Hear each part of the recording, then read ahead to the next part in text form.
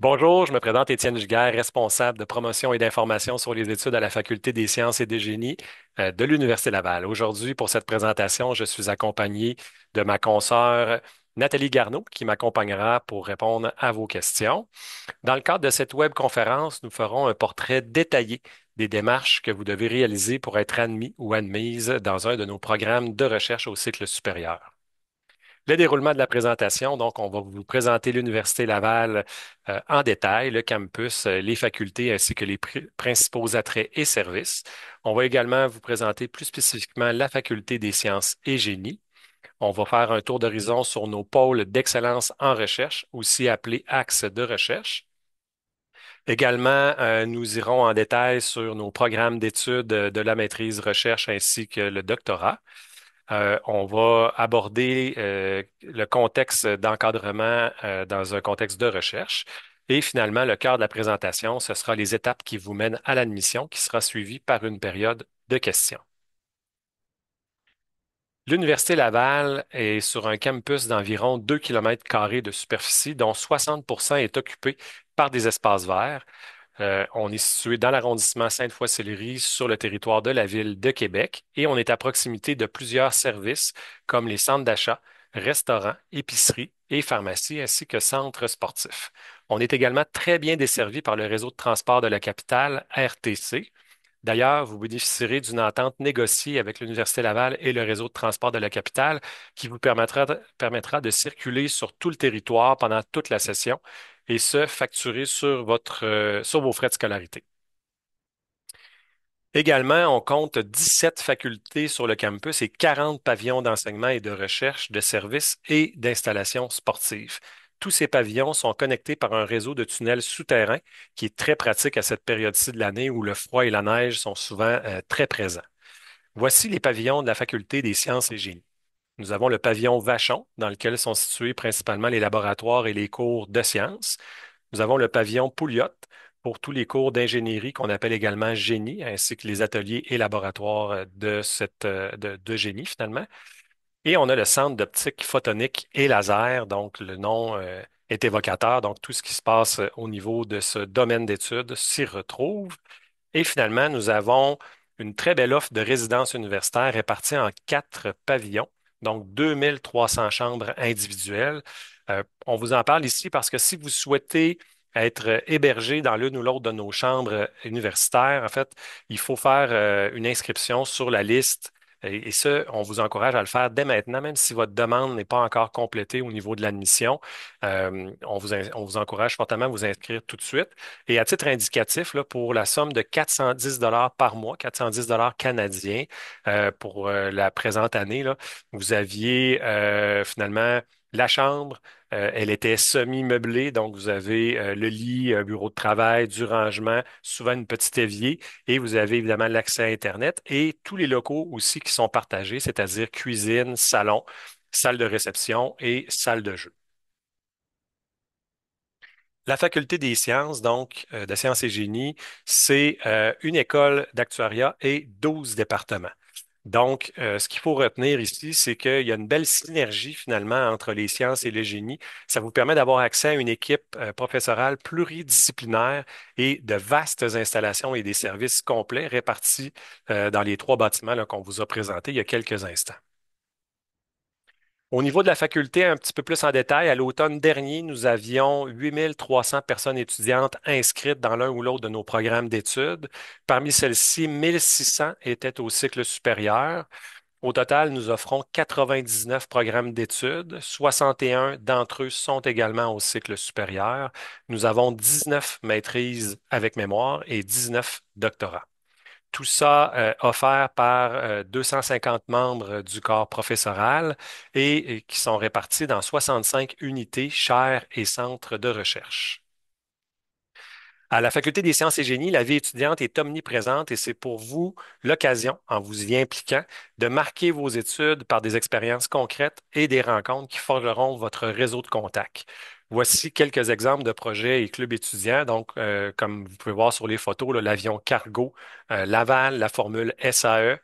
On a l'Alérion Supermillage, le groupe aérospatial GOAL, véhicule autonome VOL. l'équipe de traitement des eaux Étole, le canoë de béton, Alérion, Baja.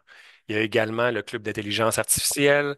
On a, au niveau des associations étudiantes, on a Génie UL. On a l'association étudiante pour les cycles supérieurs qui s'appelle l'AEGSEG. On a différents festivals et événements, compétitions, donc la Coupe des sciences. On a l'événement Épreuve du Nord et on a également là, le Festival des sciences qui vient de se terminer. Et pour vous soutenir dans vos études, on a différents services et activités qui sont énumérés ici. J'en profite simplement pour attirer votre attention sur le fait qu'il ne faut pas hésiter, si vous avez besoin en cours de route pendant vos études, de solliciter l'un ou l'autre des services. Ils sont là pour favoriser votre réussite. Nos 12 pôles d'excellence en recherche. Donc, comme vous pouvez les voir ici, ils sont regroupés par famille. Donc, on a également plusieurs domaines d'études qui sont associés à ces pôles de recherche. Et on a une page web là, qui vous permet de consulter finalement les différents pôles de recherche. Et j'en profite pour vous mentionner là, que mardi dernier, on a fait une webconférence où on présentait en détail les différents domaines d'études associés au pôle de recherche. Cette conférence est maintenant disponible en rediffusion sur notre canal YouTube. Donc, vous pouvez aller la consulter, la visionner. C'est environ une quarantaine de minutes et c'est très intéressant. Évidemment, c'est moi le présentateur. Nos programmes d'études. Alors, vous savez qu'il y a d'abord la maîtrise avec mémoire qu'on appelle aussi maîtrise de recherche. Ce qui est important de retenir ici au niveau des caractéristiques, au niveau de la maîtrise avec mémoire, là, c'est quand on veut s'approprier les connaissances, on veut maîtriser une méthode de recherche. Au niveau du sujet de recherche, parce que vous allez voir la comparaison avec le doctorat, là, on a un certain niveau de complexité, mais c'est pas aussi complexe qu'au niveau du doctorat. Pour pouvoir faire la maîtrise de recherche, il faut être inscrit à temps complet. C'est une durée de 2 ans répartie en 6 sessions, donc à l'automne, à l'hiver et à l'été, pour un total de 45 crédits. Certaines bourses d'études sont disponibles et ça, j'en parlerai pas en détail aujourd'hui, mais si vous avez des questions là-dessus, on tentera d'y répondre au terme de cette rencontre. Et finalement, vous devez évidemment trouver une direction de recherche avant de déposer votre demande d'admission. Finalement, au niveau des différents programmes, vous les voyez ici, sont répartis au niveau des sciences et technologies et du génie. Donc, on a, comme on vous a mentionné tantôt, là, 19 programmes de maîtrise avec mémoire. Pour les doctorats, donc, on va aller un peu plus loin au niveau des connaissances. On va adapter et même des fois concevoir la méthode de recherche. Et au niveau du sujet ou du problème de recherche, il est évidemment plus complexe et je vous dirais même souvent, là, ça va être plus vous qui allez même proposer le sujet de recherche à votre direction de recherche. Il faut encore là être inscrit à temps complet. C'est d'une durée de 3 à 4 ans, répartie entre 9 et 12 sessions, qui sont évidemment l'automne, l'été et l'hiver, l'automne, l'hiver et l'été, et de 90 à 96 crédits. Encore une fois, bourse d'études disponible et il faut préalablement se trouver une direction de recherche.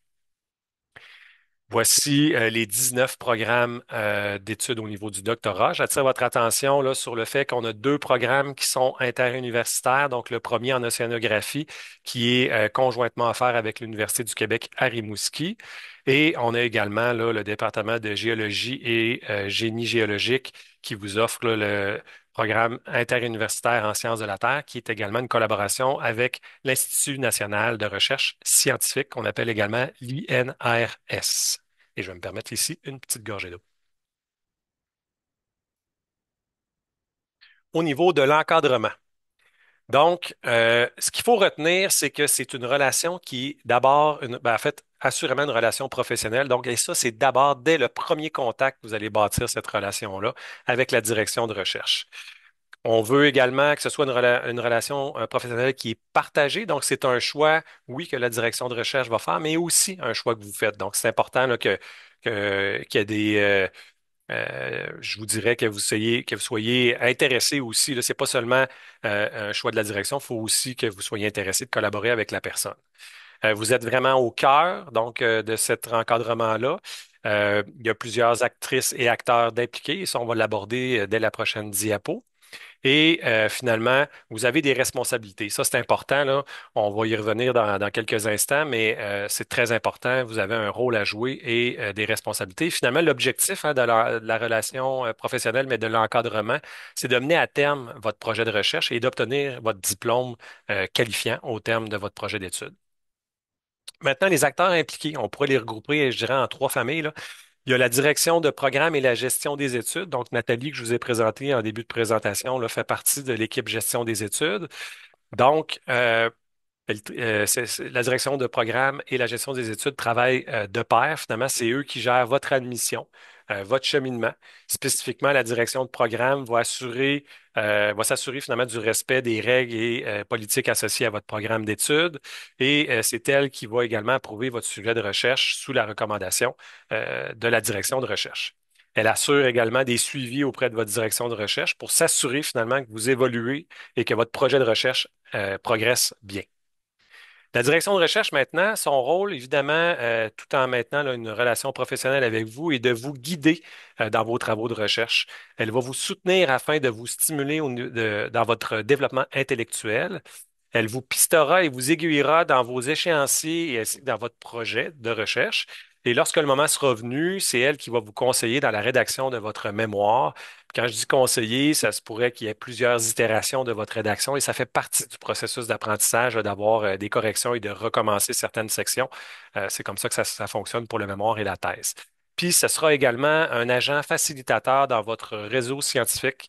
C'est elle finalement qui va également vous évaluer, probablement accompagné d'un comité au terme là, de votre présentation, de votre soutenance de mémoire ou de thèse. Et finalement, j'aborde également l'environnement de recherche comme étant un acteur. Vous allez voir, c'est un acteur qui est plus complexe. Ça débute, dans le fond, avec vos espaces de travail, donc le bureau, les laboratoires, l'atelier, le centre de recherche. Euh, Également, les collègues, donc les autres étudiants, étudiantes avec qui vous allez contribuer dans le projet de recherche, mais les chercheurs, chercheuses, parce qu'il y a des gens également qui sont salariés dans les équipes de recherche. Il y a même des techniciens qui sont là souvent là, pour la partie très pratico-pratique du travail. Donc, ces gens-là, vous aurez à les côtoyer au quotidien. Vous allez assister et participer à des conférences et des séminaires. Il y a également ben, l'ensemble du campus universitaire qu'on a présenté tantôt rapidement, mais le côté vie étudiante qui est très importante et les services qui sont là pour vous soutenir dans votre réussite. Le FESP, qui est la Faculté des études supérieures et postdoctorales, c'est une ressource centrale dans votre parcours.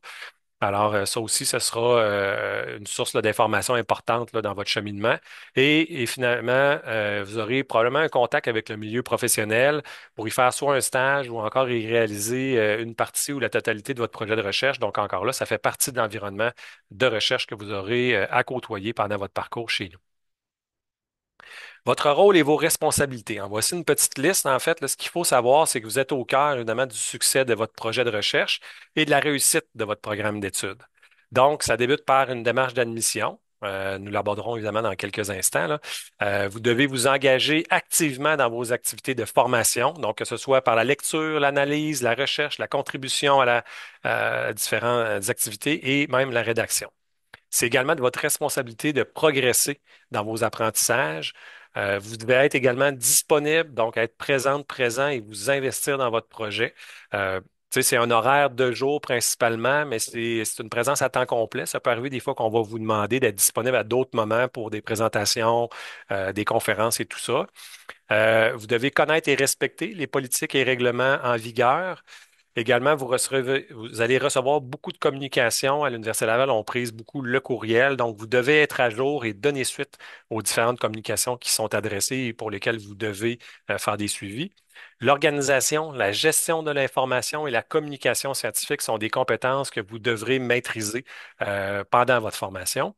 Et finalement, ben, le plaisir autour de votre projet de recherche, c'est la richesse du milieu scientifique et des opportunités. Donc, on vous encourage fortement à participer, à vous investir dans les associations étudiantes, à aller aux événements qui sont proposés, à lire ou à contribuer au niveau des publications des membres de vos équipes.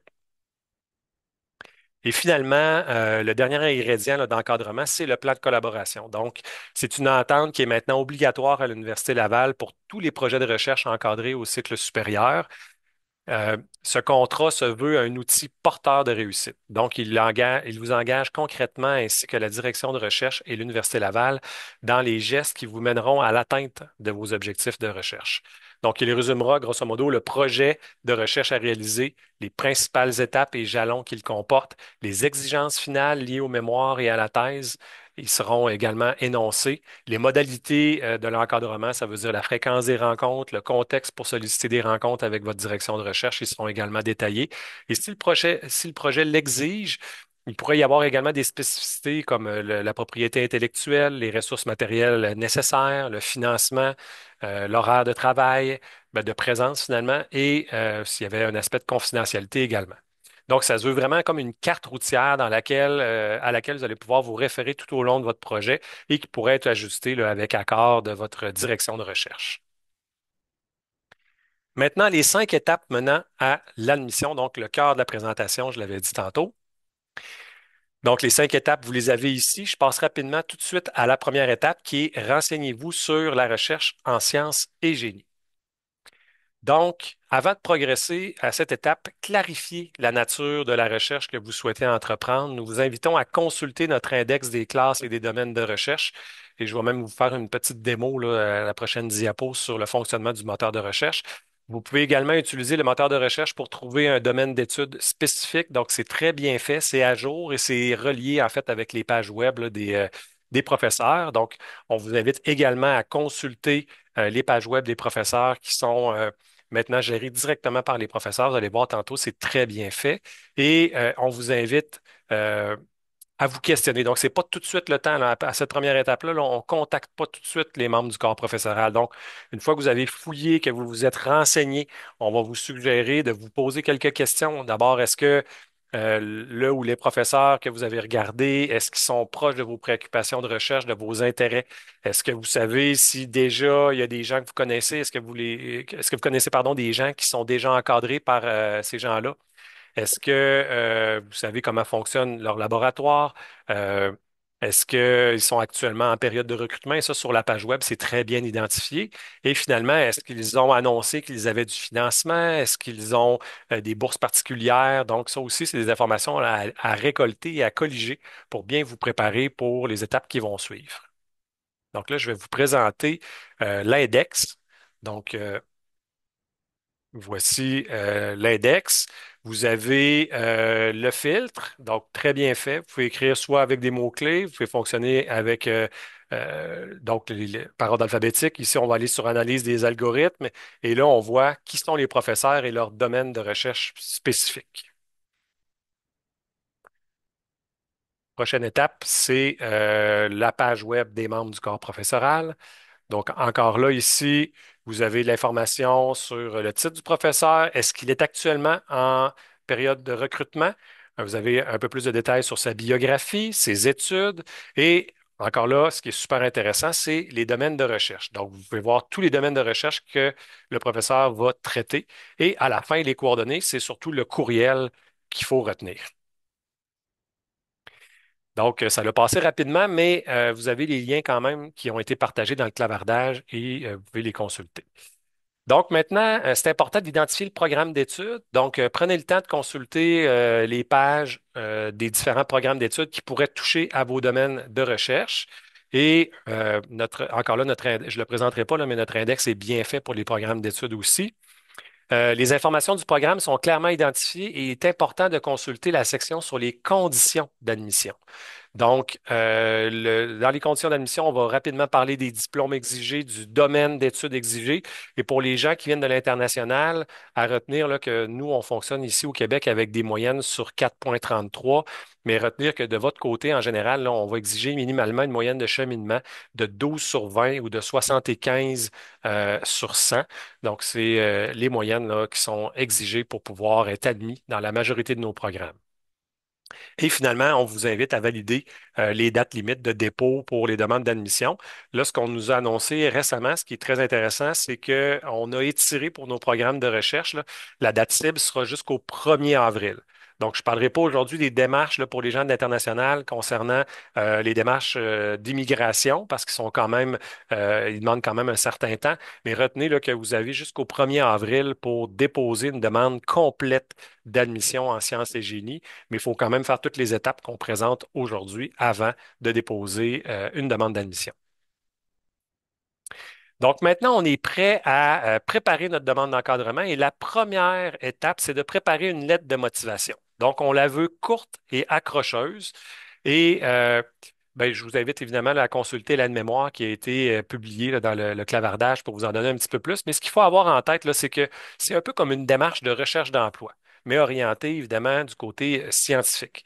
Donc, dans la lettre, là, ce qu'on veut, c'est rapidement être capable de trouver l'information sur le programme que vous visez.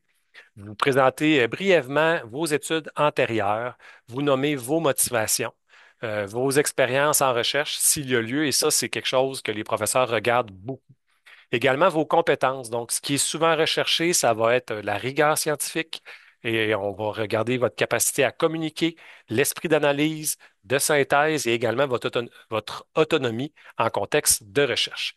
La qualité du dossier scolaire, vous pouvez également en parler et peut-être une phrase sur les objectifs professionnels. On vous encourage fortement à utiliser des phrases courtes, regrouper vos idées. Allez-y avec des formules de politesse qui sont simples. Ne soyez pas trop extravagant, extravagante, c'est pas nécessaire. Allez droit au but et évitez les lettres génériques. Donc, on ne s'adresse pas à monsieur, madame, on s'adresse à, par exemple, si c'était moi le professeur que vous ciblez, puis je ne suis pas professeur, vous diriez en tête monsieur Étienne Giguère, professeur de génie mécanique, par exemple, et à la fin, vous mettez vos coordonnées. Donc, c'est important là, qu'on retrouve les coordonnées pour être capable de vous rejoindre rapidement. Et dans le courriel, tantôt on va en parler, là, mais dans la lettre aussi, évitez les logos. Des fois, pour les gens qui travailleraient dans des entreprises, là, des fois, les logos suivent mal, vont des fois ne pas apparaître. Donc, on met les coordonnées de façon simple là, en message texte, tout simplement. Donc, pour le curriculum vitae, encore là, on le veut orienter plus au niveau scientifique. On vous a partagé notre guide de rédaction dans le clavardage. Et dans le fond, les petites choses à éviter, là, je l'ai écrit dans le bas, mais je vous le mentionne tout de suite. On ne veut pas de photos, donc vous ne mettez pas votre photo. On ne met pas votre date de naissance non plus. Votre état civil, matrimonial non plus. Le nombre d'enfants, on ne le veut pas également. C'est des informations en fait qui sont trop personnelles à ce niveau-ci. Et les références, on va en avoir de besoin, mais c'est pas sur le CV. Donc, on va y revenir dans quelques instants. Donc, le CV, c'est pas un CV non plus artistique. On veut quelque chose de sobre, de facile à lire. Donc, choisissez bien euh, le caractère, la grosseur du caractère. Ayez une information qui est bien ordonnée, avec des sections bien identifiées. La première section devrait évidemment être votre identification, donc votre nom complet, minimalement une coordonnée pour vous joindre. Donc, et si vous êtes issu de l'international et que vous êtes toujours à l'international au moment de postuler, peut-être d'indiquer du moins le pays d'origine sans mettre nécessairement l'adresse complète. On veut également rapidement voir votre formation, votre scolarité, donc les différents diplômes obtenus. Si vous êtes allé chercher certaines formations en formation continue, ça peut être intéressant de le mentionner là. Et si vous êtes impliqué, engagé dans certains comités, associations étudiantes, vous avez fait des conférences, vous avez fait d'autres implications que vous jugez pertinentes, comme l'organisation d'événements, la prise de notes pour d'autres étudiants, bien, mentionnez-le également, c'est des éléments qui peuvent vous démarquer. Et les expériences en emploi sont également des expériences qui seraient, je dirais, relativement récentes dans les dernières années ou qui sont vraiment qualifiantes. Et également, vous pourriez mettre, si vous avez remporté des bourses ou reçu des mérites, ou encore si vous avez contribué à des publications, ça peut être intéressant. Retenir que ce qu'on veut, c'est que le CV tienne sur maximum 2 pages. Donc, pour les gens qui ont des CV de 4-5 pages, ce qu'on a déjà vu, vous devez faire un exercice là, vraiment de réduction, d'aller vraiment au point de forme, les éléments les plus importants qu'on vient de mentionner et suivez le guide qu'on vous a donné. Il va clairement vous aider à construire votre CV. Et finalement, ben pas finalement, il nous en reste un autre élément après, le relevé de notes. Donc ça, ce qu'on veut, c'est très important. Puis là, je vais parler pour ma collègue Nathalie qui, elle, dans son équipe, se retrouve régulièrement à devoir analyser et transférer ces documents-là auprès des directions de programme.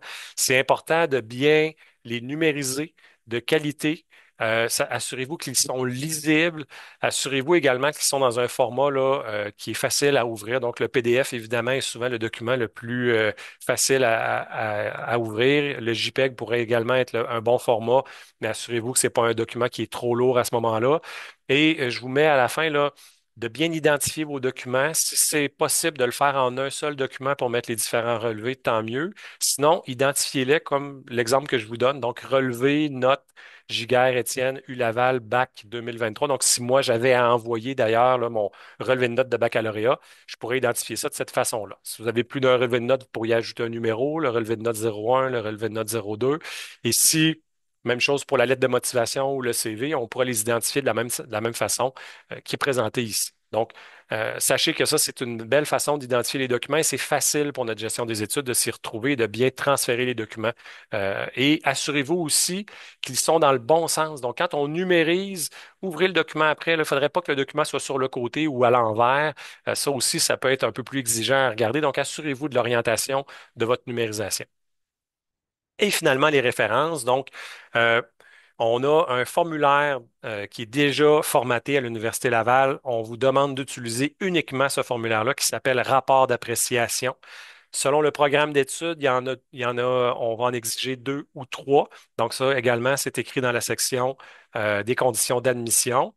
Et ça doit être rempli par le répondant ou la répondante, qui peut être une professeure ou un professeur, une direction antérieure au niveau de la recherche, un employeur ou un superviseur en situation de stage.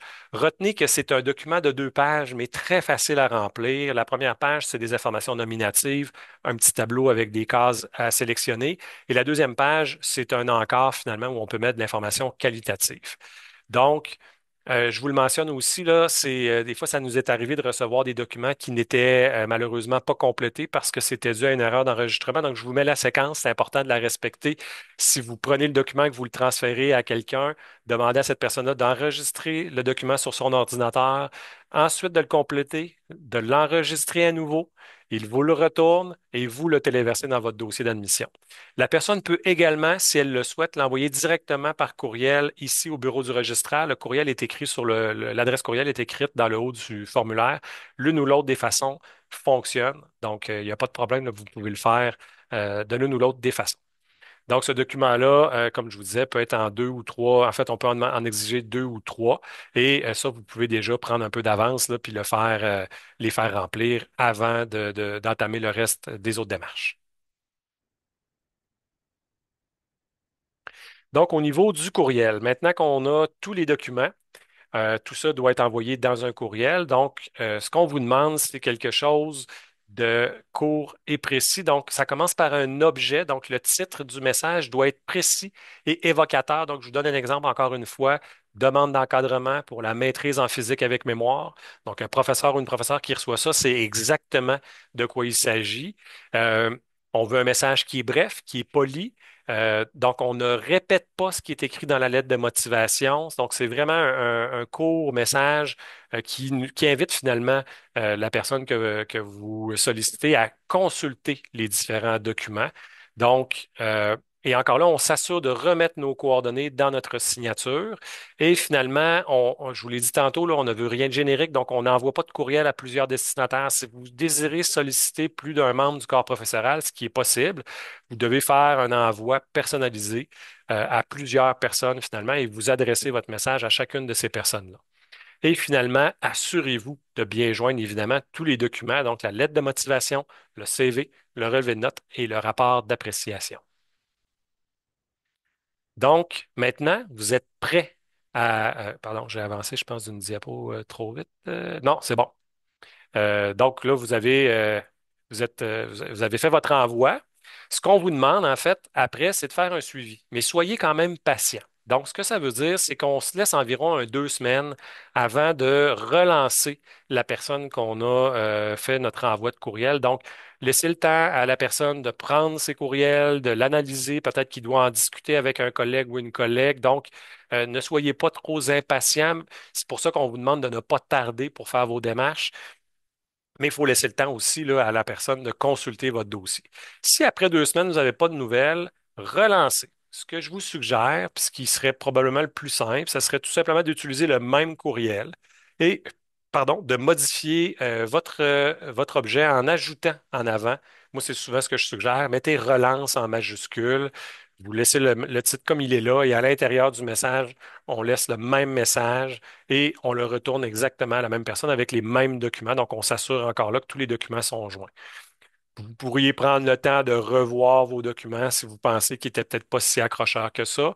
Et si jamais, bon, votre demande restait sans réponse après une deuxième relance, sachez que c'est peut-être pas parce que votre dossier est pas intéressant, ça peut être parce que, bon, le professeur n'est pas actuellement en recherche de candidat ou de candidate. Peut-être que son financement est limité pour différentes raisons. Peut-être que votre moment d'intérêt pour intégrer le programme d'études ne correspond pas au moment où lui souhaiterait intégrer une nouvelle personne dans son équipe. Donc, peut-être qu'à ce moment-là, il faut revoir votre stratégie, donc des nouvelles cibles de recherche. Donc, on retourne dans l'index, on va fouiller encore et vous pouvez retourner évidemment voir des nouvelles pages pour les membres du corps professoral. Si la personne que vous avez sollicitée trouve votre dossier intéressant, il y a de fortes chances, pardon, que cette personne-là vous contacte pour vous rencontrer. C'est un peu comme une entrevue d'embauche. Ça risque fortement de se passer en ligne parce que les professeurs, c'est une méthode là, qu'ils vont souvent priser. Quoique si vous leur mentionnez que vous êtes dans la région, que vous êtes facilement disponible pour vous déplacer, possible que la rencontre ait lieu en personne, mais c'est souvent des rencontres en ligne. Donc, pour ça, assurez-vous d'avoir une connexion Internet de qualité et un lieu calme. Donc, actuellement, moi, je fais une présentation, là, je suis dans mon milieu de travail, mais j'ai réservé une salle de réunion, je suis tranquille pour ne pas être dérangé. C'est le même principe pour vous. Trouvez-vous un endroit là, où vous allez être confortable, puis soyez prêt. Donc, euh, il faut se préparer, on peut simuler une entrevue avec quelqu'un d'autre. Assurez-vous d'avoir également tous vos documents en main. Il n'y a rien de plus dommage que finalement, on n'est pas capable d'ouvrir un document à l'écran parce qu'on est un peu trop nerveux et tout ça. Donc, c'est peut-être le temps de les imprimer ou déjà d'avoir, si vous avez la chance, comme moi j'ai ici, d'avoir quelques écrans, d'ouvrir vos documents et ouvrez-les à l'avance. Assurez-vous que vous les avez en main. Et également, les notes que vous avez prises sur la personne que vous rencontrez. C'est toujours apprécié que la personne comprenne ou entende que vous avez de l'information sur elle, que vous la connaissez un peu, vous connaissez ses sujets de recherche, ses intérêts de recherche. Donc, ayez ça sous la main, facile à consulter. Retenez que c'est important que vous soyez capable de parler de vous. Faut être complet, faut être concis. Il faut des fois même reformuler la question si c'est nécessaire, mais soyez concis. Ce que ça veut dire, c'est que quand vous avez dit ce que vous avez à dire, vous pouvez arrêter de parler. C'est important de laisser votre interlocuteur parler. La rencontre se veut souvent, elle a souvent deux objectifs. Ils veulent souvent préciser votre candidature, donc ce qu'ils ont lu dans votre CV, entre autres dans votre lettre de motivation. Donc, ils peuvent vous challenger sur certains de ces éléments-là.